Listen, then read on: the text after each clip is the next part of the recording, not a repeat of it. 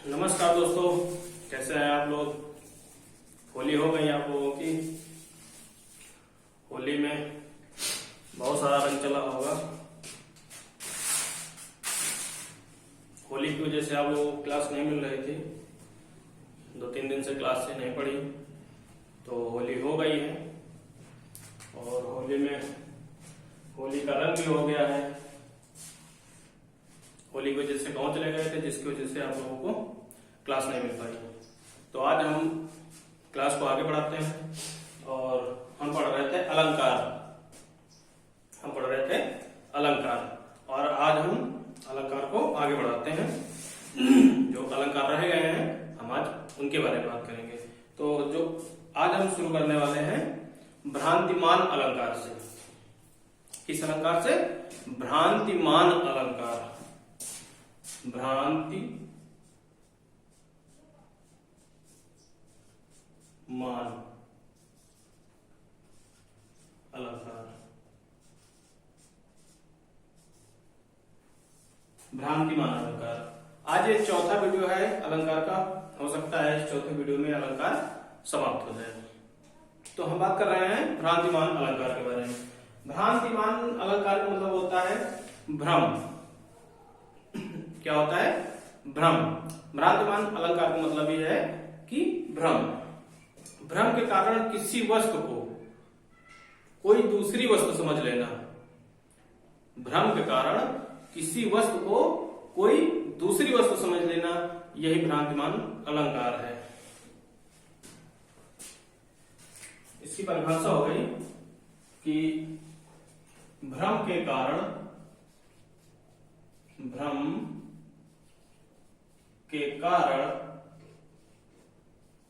किसी वस्तु को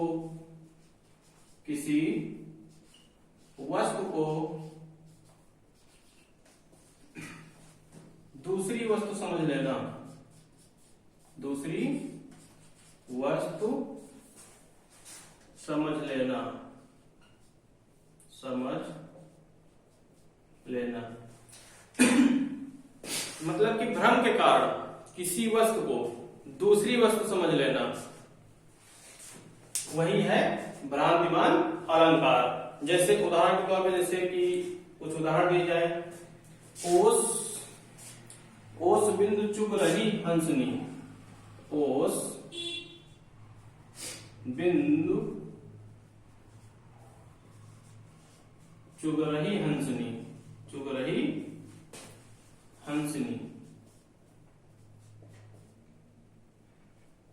ओस बिंदु चुग रही हंसनी, मोती उनको जान। मोती उनको जान। आज थोड़ा जुकाम हो गया है, इसकी वजह से थोड़ी आवाज भी दब रही है, तो आवाज थोड़ी धीमी रहेगी आज। ओस बिंदु चुग रही हंसनी, मोती उनको जान। यानी ओस की बूंदों को जो हंसनी है, यानी जो हिरन है, वो मोती समझ के ओस की जो बिंदु है उनको चुग रही है। मतलब जो सुबह की ओस पड़ती है ना, जो उसमें बिंदु टाइप में पड़ जाते हैं, तो हंसनी समझ रही है कि ये मोती है। यानी वो भ्रम के कारण, भ्रम से मोती समझकर ओस की बिंदुओं को चुग रही है। यही है भ्रम। इसके बाद यही भ्रम का यही उदाहरण है कि मतलब किसी वस्तु भ्रम के कारण किसी वस्तु को दूसरी वस्तु समझ लेना ही भ्रम है। ऐसे कोई भी उदाहरण है अगर, तो समझ लीजिए वो भ्रांतिमान अलंकार है। इसके बाद हम बात करेंगे विरोधाभास अलंकार के बारे में। किस अलंकार के बारे में? विरोधाभास अलंकार के बारे में। विरोधाभास का मतलब ये होता है कि एक दूसरे के अपोजिट, यानी एक दूसरे का विरोध करना। एक दूसरे का विरोध करना। कौन सा अलंकार? विरोधाभास अलंकार। विरोधाभास अलंकार। अभी काफी सारे अलंकार हैं। विरोधाभास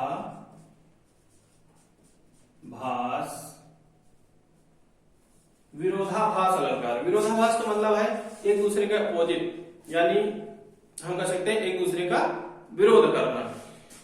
जहां दो वस्तुओं में विरोध उत्पन्न किया जाए, इसकी परिभाषा क्या होगी?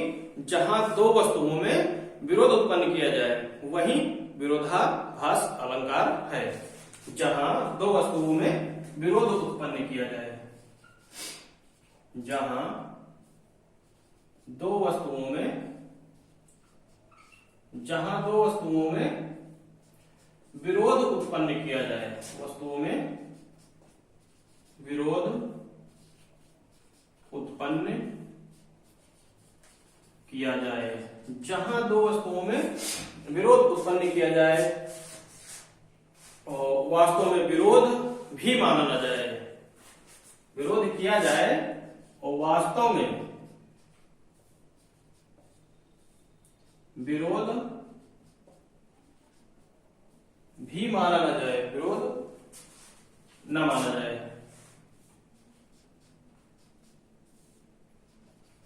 ना जाए, वहां पर विरोधाभास अलंकार होता है। मतलब कि दो वस्तुओं में विरोध तो उत्पन्न हो रहा है, दो वस्तुओं में विरोध तो उत्पन्न हो रहा है, लेकिन वास्तव में विरोध नहीं माना जा रहा है, वास्तव में विरोध नहीं माना जा रहा है। विरोध तो हम उत्पन्न कर रहे हैं लेकिन वास्तव में विरोध नहीं माना जा रहा है। उदाहरण से समझेंगे, जैसे कहा जाए पानी ठंडा गर्म है, कहा जाए कि पानी ठंडा गर्म है, मतलब कि पानी ठंडा भी है और गर्म भी है।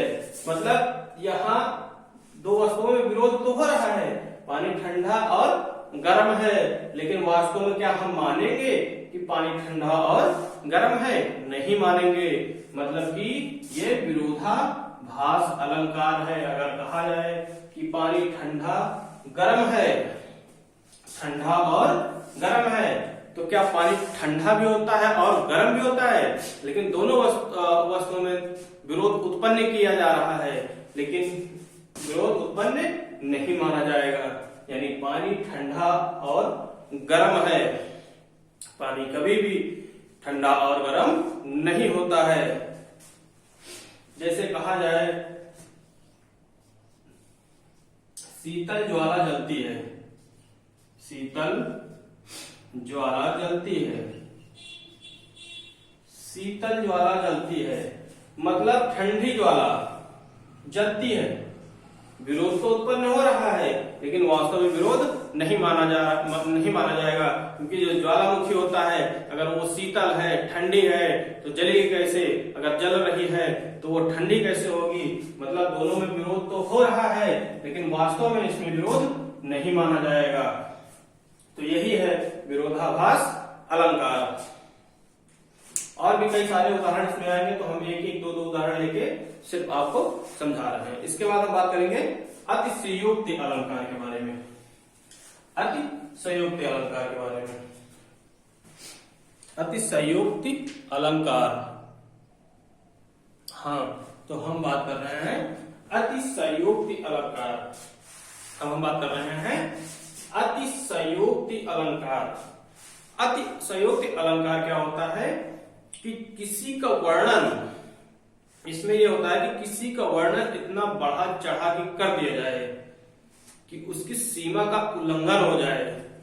मतलब हम अपनी भाषा में कह सकते हैं कि लंबी लंबी फेंकना, मतलब कि लंबी लंबी फेंकना, इतनी लंबी लंबी फेंक दी जाए कि अगला वाला ना थाम पाए, तो वही है अतिशयोक्ति अलंकार। मतलब लंबी लंबी फेंकना, लंबी लंबी फेंकने का मतलब है कि कोनो चीज का इतना बढ़ा चढ़ा के वर्णन कर दिया जाए तो सीमा का उल्लंघन हो जाए, सीमा के बाहर हो जाए कि भैया हो बस करो, अब ना फेंको, इतना काफी है। तो अतिशयोक्ति अलंकार का मतलब है कि लंबी लंबी फेंकना। अपने भाषा में अगर इसको हम याद करेंगे तो इसका मतलब हो जाएगा कि लंबी लंबी फेंकना, यानी किसी का वर्णन बढ़ा चढ़ा के किया जाए और सीमा उल्लंघन पार हो जाए, तो उसको बोलेंगे, उस अलंकार को बोलेंगे अतिशयोक्ति अलंकार।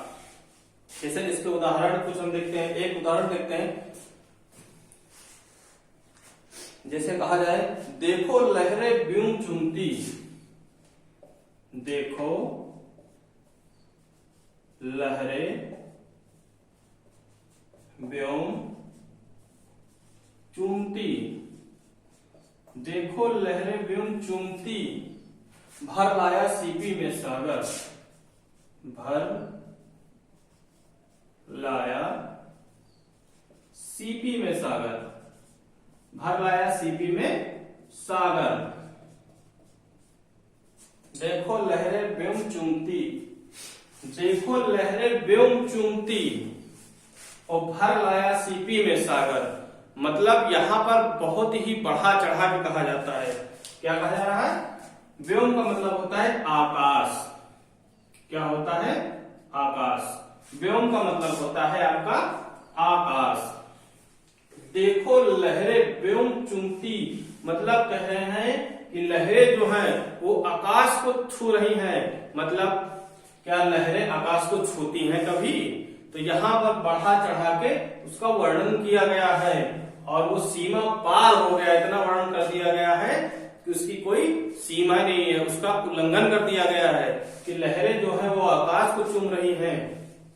और भर लाया सीपी में सागर, मतलब एक छोटी सी सीपी में पूरा सागर भर के ले आए हैं। मतलब इतना ज्यादा वर्णन कर दिए हैं कि एक छोटी सी सीपी में पूरा सागर समा गया है, पूरा सागर भर के ले आए हैं। तो मतलब यहाँ पे क्या हुआ कि बढ़ा चढ़ा के वर्णन किया गया है और उल्लंघन सीमा पार हो गया है। बढ़ा चढ़ा के इतना ज्यादा वर्णन कर दिया गया है। जैसे एक उदाहरण और है, देख लेते हैं।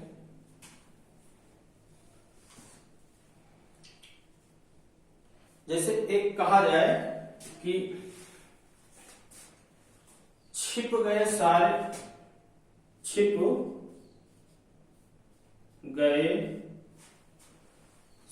नजारे,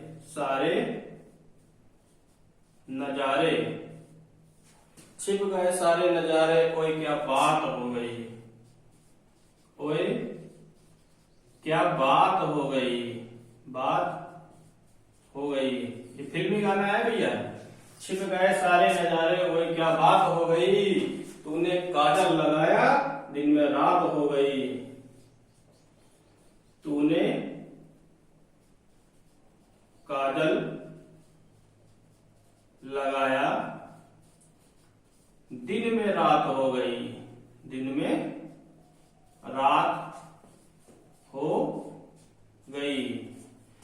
कह रहे हैं भैया देख लो, यहाँ पे देख लो भैया कि वर्णन कैसे किया गया है कि छिप गए सारे नजारे, ओए क्या बात हो गई, तूने काजल लगाया दिन में रात हो गई।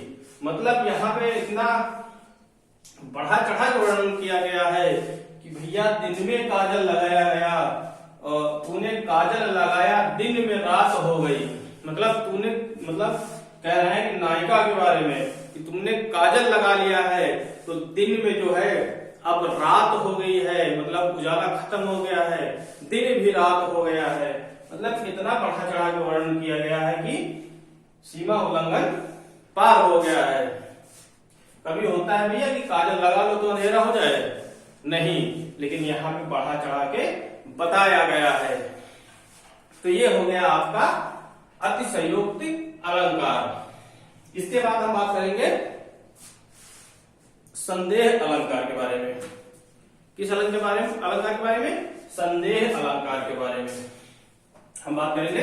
संदेह अलंकार के अतिशयोक्ति का मतलब है बढ़ा चढ़ा के किसी चीज का वर्णन करना या किसी वस्तु का वर्णन करना। ये तो जो उदाहरण भी बताए हैं फिल्मी उदाहरण है, ये आपके एग्जाम में तो नहीं आएगा लेकिन समझाने के लिए बता दिए हैं। इसके बाद हम बात करेंगे संदेह अलंकार। किस अलंकार के बारे में? संदेह अलंकार। अतिशयोक्ति आपका हो गया है, अब हम बात करेंगे संदेह अलंकार के बारे में। संदेह अलंकार के बारे में, जहां उपमेय में अब अनेक उपमानों की शंका की जाए।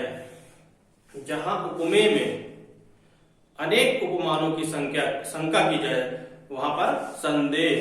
संदेह मतलब शंका। जहां उपमेय में अनेक उपमानों की संख्या की जाए, जहां उपमेय में, जहां इसकी परिभाषा हो जाएगी, जहां उपमेय में अनेक उपमानों की शंका की जाए, शंका की जाए, ये शंका होती है, शंका होती है। जहां उपमेय में अनेक उपमानों की शंका होती है वहां पर संदेह अलंकार होता है। संदेह अलंकार के उदाहरण अगर हम आपसे बात करें तो इसके कुछ उदाहरण हम देखते हैं। इसका एक और पॉइंट है कि जहां सत्य व असत्य, जहां पर सत्य और असत्य निश्चित ना हो, निश्चित ना हो, संशय बना रहे यानी संदेह बना रहे, जहां पे सत्य और असत्य के बारे में हम ना जाने और एक संदेह बना रहे, तो वहां पर संदेह अलंकार होता है। कौन सा अलंकार होता है? संदेह अलंकार। हम कह सकते हैं जहां सत्य और असत्य, सत्य और असत्य में, जहां सत्य और असत्य असत्य निश्चय ना हो, कह सकते हैं कि निश्चय ना हो, जहां सत्य और असत्य निश्चय ना हो, यह संशय बना रहे कि यह वस्तु है या वह नहीं, निश्चय ना हो कि वह वस्तु है कि नहीं। मतलब कि हम कह सकते हैं कि अगर किसी चीज के बारे में हम कह दें कि नहीं ये वस्तु ये चीज है और दूर से देखें कि ये चीज होगी और सत्य है या असत्य है, मतलब हम निश्चय नहीं कर सकते हैं, हम संदेह कर सकते हैं, शंका कर सकते हैं कि जो हमको दिख रहा है ये हो सकता है, तो वही है संदेह अलंकार। इसमें जो है कुछ वाचक शब्द आते हैं, इसमें कुछ वाचक शब्द आते हैं, वाचक शब्द क्या आते हैं? वाचक शब्द आते हैं। इसमें कुछ वाचक शब्द आते हैं और वाचक शब्द से ही इस अलंकार की पहचान होती है। मतलब इसमें कुछ वाचक शब्द आएंगे और उसी वाचक शब्द से इस अलंकार की पहचान होती है। वो वाचक शब्द कौन कौन से हैं? की,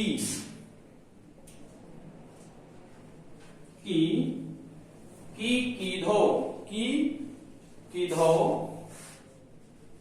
कीधो, और आपका हो गया एक क्या धो, कीधो, क्या धो, कीधो, क्या धो, कैधो और कैधो।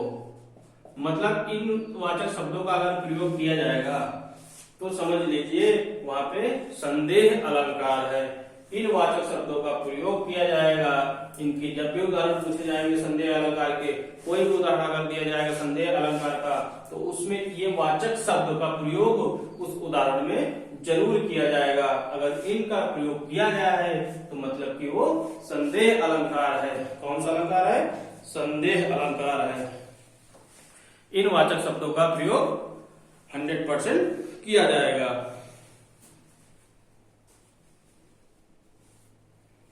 जैसे कहा जाए कि यह काया है कि शेष उसी की छाया है। कहा जाए यह काया है कि, यह काया है कि, यह काया है कि शेष उसी की छाया है, शेष उसी की छाया है। ये अगर उदाहरण दे दिया गया और कहा गया कि ये काया है कि शेष उसी की छाया है, तो इस उदाहरण में मैंने बोला था कि वाचक शब्द का प्रयोग होगा और इसमें वाचक शब्द का प्रयोग किया गया है। इस वाचक शब्द का प्रयोग किया गया है यहां पर, तो इसका मतलब है कि ये संदेह अलंकार है। संदेह अलंकार पहचानने का सबसे सरल तरीका यही है कि अगर इन वाचक शब्दों का कहीं प्रयोग हुआ है की धो, क्या धो, कै धो, अगर इन वाचक शब्दों का प्रयोग हुआ है तो वहां पे संदेह अलंकार होगा। तो ये हो गया आपका संदेह अलंकार। इसके बाद हम बात करेंगे स्मरण अलंकार के बारे में। किस अलंकार के बारे में? स्मरण अलंकार के बारे में। देखते हैं, अगर ये आज अलंकार समाप्त हो जाए तो ज्यादा अच्छा है। हम फिर जल्द से नए टॉपिक के बारे में चर्चा करना शुरू कर दें, क्योंकि ये अलंकार का आज चौथा वीडियो है। मुझे तो नहीं लगता ये खत्म हो जाएगा, लेकिन प्रयास कर रहे हैं। अगर खत्म हो जाए तो अच्छा है। हाँ, तो हम बात कर रहे हैं स्मरण अलंकार के बारे में। तो हम बात कर रहे हैं अब स्मरण अलंकार के बारे में। कौन सा अलंकार? स्मरण अलंकार। स्मरण अलंकार, स्मरण अलंकार का मतलब होता है याद करना। किसी को याद करना ही स्मरण है। मतलब कि कहते हैं प्रभु को स्मरण कर रहे हैं, यानी प्रभु को याद कर रहे हैं। तो स्मरण अलंकार का मतलब होता है याद करना। क्या होता है? याद करना। स्मरण का मतलब होता है याद करना। जैसे इसकी परिभाषा की बात करें कि पहले देखी सुनी किसी वस्तु के सदृश से, मतलब जो पहले कभी देखी गई हो कोई वस्तु या सुनी गई हो कोई बात के सदृश से, उससे मिलती जुलती वस्तु को देखकर पहले वस्तु के याद आ जाने को ही स्मरण कहते हैं। मतलब इसका कहने का मतलब है कि जैसे आज हम बैठे हैं, किसी वस्तु को देख रहे हैं, तो उस वस्तु को देखकर हमको ये एहसास हुआ कि ये स्मरण हुआ कि ऐसी ही वस्तु मेरे पास पहले थी। मतलब हमको स्मरण हुआ, याद हुआ कि ऐसी ही वस्तु कभी मेरे पास थी। या फिर कोई जैसे आपके साथ कोई घटना घट गई हो, तो अगर उस समय ऐसी घटना हुई हो सामने आपके आज के समय में, तो आप उस घटना को देख के आपको ये याद आएगा कि इसी तरह की घटना हमारे साथ हुई थी। तो स्मरण अलंकार का मतलब ही है याद करना। मतलब किसी वस्तु या किसी पर सुनी हुई बात, किसी चीज को देखकर जब पहले की बातें याद आ जाएं, तो वही है स्मरण अलंकार। जैसे कहा जाए उत्तर दिशा को देखकर, उत्तर दिशा को देखकर, उत्तर दिशा को देखकर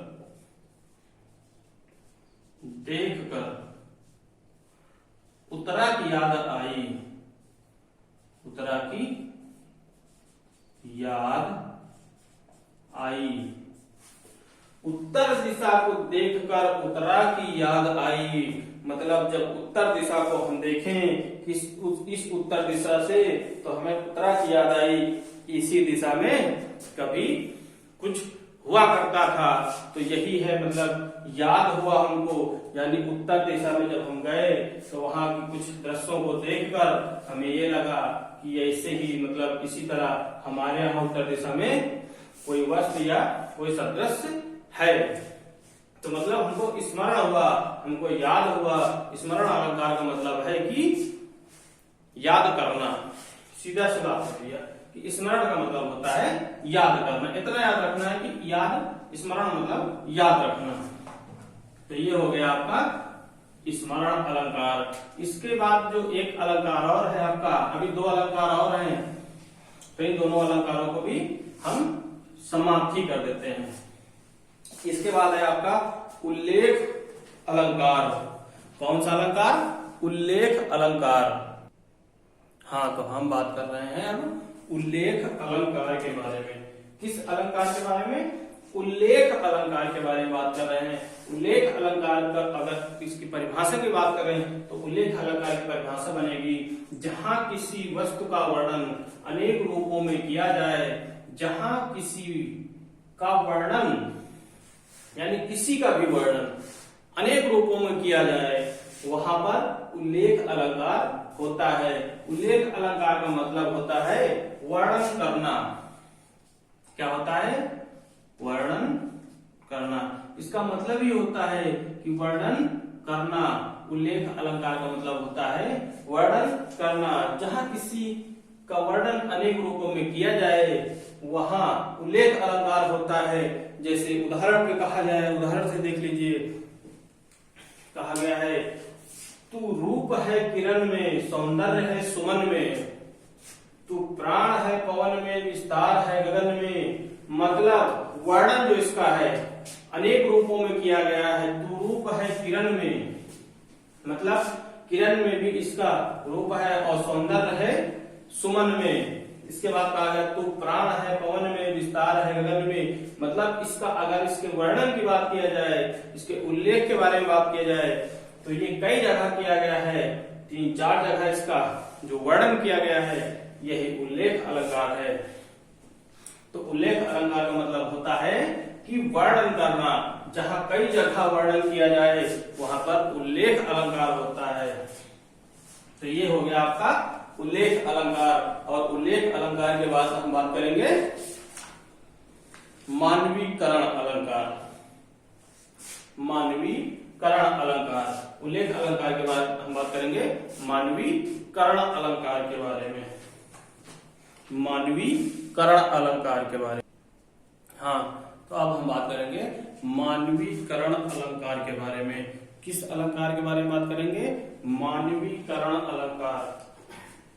अब हम बात करते हैं मानवीय अलंकार के बारे में। इसकी अगर परिभाषा की बात की जाए, इसकी परिभाषा हो जाएगी प्राकृतिक उपादानों में जब मानव रूप की कल्पना की जाए तो वहां पर मानवीय अलंकार, मानवीकरण अलंकार होता है। यानी जो प्राकृतिक के उपादान होते हैं अगर उसमें मानव की तुलना की जाए तो वहां पर मानवीकरण अलंकार होता है। मानवीकरण अलंकार जब भी पूछा जाएगा आपसे, कोई भी उदाहरण दिया जाएगा तो उनमें इन शब्दों का प्रयोग जरूर किया जाएगा। मतलब उन उदाहरणों के बीच में ये जरूर होंगे, इनको याद करना पड़ेगा कि सोती थी, खाती थी, लेटी थी। सोती थी, खाती थी, लेटी थी, उतर रही थी, धोती थी, लेती थी, सोता था, गाता था, पीता था। मतलब इन शब्दों का प्रयोग जहां भी होगा, जब भी किसी भी उदाहरण में प्रयोग होगा तो इसका मतलब है कि ये मानवीकरण अलंकार है। जैसे कहा जाए उदाहरण के तौर पे, वनस्पतियां अलसाई, मुख धोती थी सरिता के जल से। मतलब कि जो वनस्पतियां अलसाई हुई थी वो बारिश होने के बाद यानी सरिता के जल से धोती थी, मुख धोती थी, मतलब वो साफ हो जाती थी, धोती थी। तो यहाँ पर धोती थी का प्रयोग हुआ है, धोती थी, जैसे कि यहाँ पर प्रयोग हुआ है धोती थी, ये वाले शब्द का प्रयोग हुआ है। मतलब जब भी कोई उदाहरण आपसे पूछा जाएगा तो उस उदाहरण में खाती थी, लेटी थी, सोती थी, उतर रही थी, गाता था, खाता था, पीता था, इन शब्दों का प्रयोग होगा। अगर इन शब्दों का प्रयोग हुआ है कहीं तो मतलब कि वे मानवीय अलंकार। अगर पूछा जाए कि कौन सा अलंकार है तो अगर इन शब्दों का प्रयोग हुआ तो इसका मतलब भी मानवीकरण अलंकार है।